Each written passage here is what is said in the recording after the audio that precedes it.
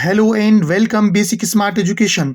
आज हम बात करने वाले हैं निष्ठा एफएलएन 3.0 के मॉड्यूल 11 के बारे में, जिसका नाम है शिक्षण अधिगम और मूल्यांकन में सूचना प्रौद्योगिकी एवं संचार का एकीकरण, अर्थात शिक्षण अधिगम और मूल्यांकन में आईसीटी का एकीकरण। इंफॉर्मेशन टेक्नोलॉजी को इफेक्टिव लर्निंग के रूप में हम कैसे यूज कर सकते हैं, इसके लिए जानेंगे सम डिजिटल गेम को और एजुकेशन लर्निंग एप्स के बारे में। सम इम्पोर्टेंट फुल फॉर्म्स को जानेंगे, सीएम प्रोग्राम और एनईपी 2020 की बात करेंगे। सो फ्रेंड्स, बनी रहिए हमारे साथ अगले कुछ मिनटों के लिए और चैनल को सब्सक्राइब कर लीजिए।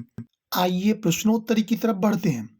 फर्स्ट क्वेश्चन, रचनात्मकता के लिए निम्नलिखित में से किस उपकरण का उपयोग किया जा सकता है? Tux Paint is the right answer. Tux Paint उन्नत ड्राइंग टूल्स युक्त सॉफ्टवेयर है जो 2002 में बिल केंड्रिक द्वारा शुरू किया गया था। एजुएक्टिव, ये भी एक सॉफ्टवेयर है जो मल्टीपर्पज है। अल्फाबेट, नए वर्ड्स, कलर, टाइम से रिलेटेड टॉपिक्स क्लियर करता है। जी कॉम्प्रिस, ये एक सॉफ्टवेयर है 2 से 10 वर्ष तक के बच्चों के लिए high quality educational activity based software है, जिसमें वर्तमान में 27 लैंग्वेजेस में 150 से अधिक एक्टिविटीज हैं। टक्स मैथ 7 से 13 वर्ष तक के बच्चों के लिए addition, subtraction, multiplication, division and fraction को इजी एंड फनी वे में क्लियर करता है। सेकंड क्वेश्चन, प्राथमिक स्तर पर शिक्षकों द्वारा भागीदारी को प्रोत्साहित करने, आनंददायी तरीके से अधिगम को बढ़ावा देने के लिए निम्न में से किस टूल का उपयोग किया जा सकता है? Digital games. Some digital games are Minecraft, Poptropica, Animal Jam, Toontastic 3D, Fortnite and Quick draw.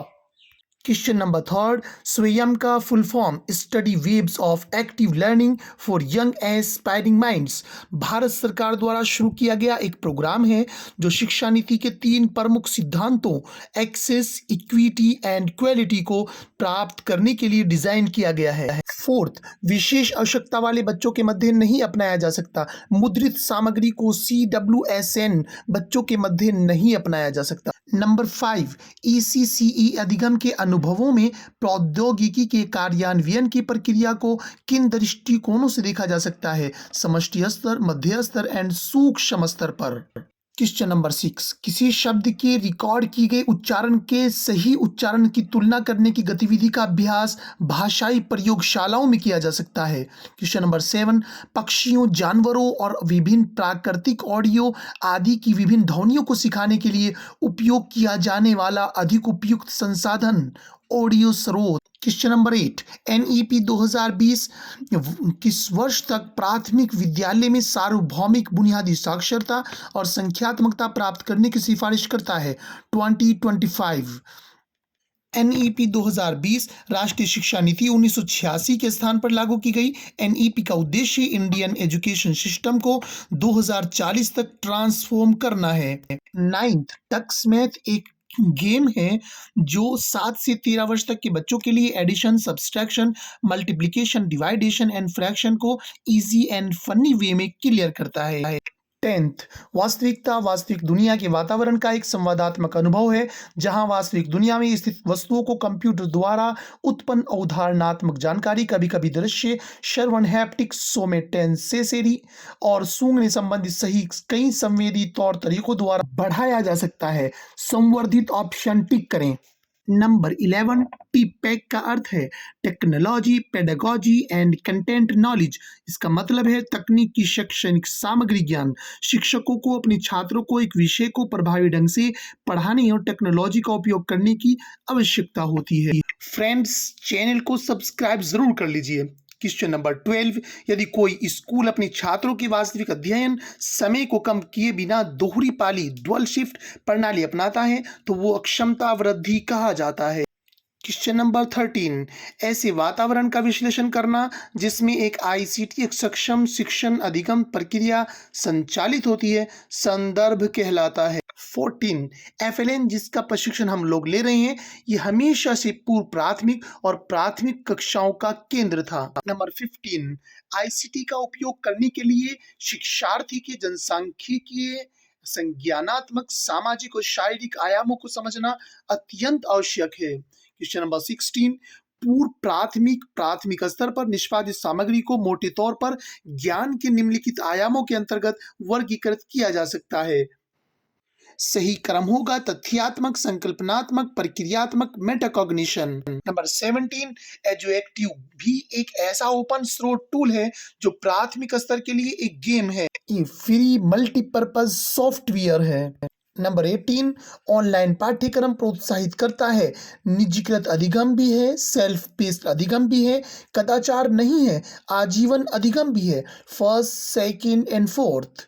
19, उपकरणों मीडिया को एकीकृत करना तभी प्रभावी होता है जब इसका उपयोग सामग्री और शिक्षण अधिगम की विधि के साथ उचित रूप से किया जाता है। ये शिक्षा शास्त्र समझाता है।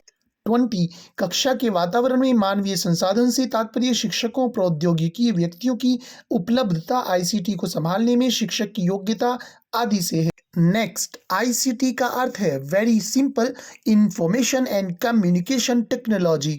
नेक्स्ट, 22, मूक का पूर्ण रूप है मैसिव ओपन ऑनलाइन कोर्स। एक मॉडल है जो ऑनलाइन लर्निंग कंटेंट प्रोवाइड कराता है with no limit on attendance. ICT व्यक्तियों से लेकर समुदायों तक सभी के लिए उनके आर्थिक और सामाजिक कल्याण में सुधार के अवसर प्रदान करता है और समाज में हाशिए पर स्थित लोगों को मुख्य धारा में जोड़ता है। इसका अर्थ सामुदायिक संबंधों में उन्नति है। 24, निम्न में से किस सॉफ्टवेयर में बच्चा स्टैम्प ड्राइंग के माध्यम से अभिव्यक्त कर सकता है? Tux Paint. ये बिल केंड्रिक द्वारा 2002 में शुरू किया गया था। 25, ई पाठशाला द्वारा विकसित एक पोर्टल और app. CIET central institute of educational technology एक संस्था है जो 1984 में एस्टेब्लिश्ड हुई और NCERT national council of educational research and training के अंडर काम करती है। 26, छात्रों को अधिगम गतिविधियों के लिए प्रेरित करना और प्रमाणिक चुनौतीपूर्ण बहुविषयक बहुसंवेदी बनाना अधिगम की गुणवत्ता वृद्धि का हिस्सा है। 27, विजुअलाइजेशन प्रक्रियाओं का समर्थन नहीं करता जो कक्षा की स्थिति में आसानी से उपलब्ध नहीं है मुद्रित सामग्रियों को। 28, जनसांख्यिकीय का अर्थ वर्ग, आकार, आयु के संदर्भ में विविधता, सांस्कृतिक संदर्भ, सामाजिक आर्थिक स्थिति, लिंग, सीमांतता, भौगोलिक स्थिति और प्रौद्योगिकी की उपलब्धता या पहुंच है। 29, आईसीटी में तुल्यकालीन के साथ साथ अतुल्यकालीन सीखने के अवसरों की पेशकश करने की अक्षमता है जो जीवन पर्यंत अधिगम बनाए रखना में सबसे उपयुक्त है। 30, शिक्षण अधिगम में आईसीटी एकीकरण का अर्थ है केवल इंटरनेट और डिजिटल उपकरणों का उपयोग, प्रौद्योगिकी का सावधानीपूर्वक उपयोग, आवश्यक उद्देश्य और अधिगम के परिणामों को प्राप्त करने के साधन के रूप में डिजिटल उपकरणों का उपयोग, शैक्षिक प्रक्रियाओं के लिए प्रौद्योगिकी का निर्बाध उपयोग। Second, third and fourth option right answer. 31, ICT को एकीकृत करते समय विचार किए जाने वाले मापदंड सामग्री की प्रकृति, आधारभूत संरचना और मानव संसाधन। 32, निम्नलिखित में से कौन सा सत्य नहीं है? आईसीटी शिक्षण सामग्री को होना चाहिए सदैव उच्च भुगतान प्राप्तकर्ता बने रहे। टेक्स्ट का उपयोग प्रक्रियात्मक ज्ञान आयाम में वृद्धि के लिए नहीं किया जा सकता। 34, बच्चों के लिए प्रॉब्लम्स कब आ सकती हैं? हानिकारक और शोषक साइट्स के संपर्क में आने पर। 35, सूक्ष्म स्तर इंगित करता है वास्तविक कक्षा का वह स्तर जहां शिक्षण अधिगम होता है। 36, टक्स गणित एक है 7 से 13 वर्ष तक के बच्चों के लिए एक मैथ का सॉफ्टवेयर है जो मैथमेटिकल एजुकेशन एंड फन की गैप को कम करता है। 37, पूर्व प्राथमिक और प्राथमिक कक्षा में आईसीटी का अतिरिक्त उपयोग या आवश्यकता से अधिक उपयोग शारीरिक रूप से हानिकारक होगा। 38, प्रयोगशाला के अनुभवों और भौतिक प्रदर्शन परीक्षण की भौतिक ढांचागत चुनौतियों को हल करने में मदद करता है। आभासी प्रयोगशालाएं, वर्चुअल लैब्स। 39, स्तर पर निष्पादित सामग्री में पढ़ने लिखने और अंकगणित के लिए तत्परता शामिल हो सकती है पूर्व प्राथमिक और प्राथमिक स्तर पर। लास्ट 40, आईसीटी के लिए डिजिटल जानकारी का निर्माण, भंडारण और संचारण यूनेस्को द्वारा किया जाता है। ये थी मेरी छोटी सी कोशिश। कमेंट बॉक्स में अपने कमेंट लिखिएगा और चैनल को सब्सक्राइब कीजिए, वीडियो को ज्यादा से ज्यादा शेयर कीजिए। Thank you for watching.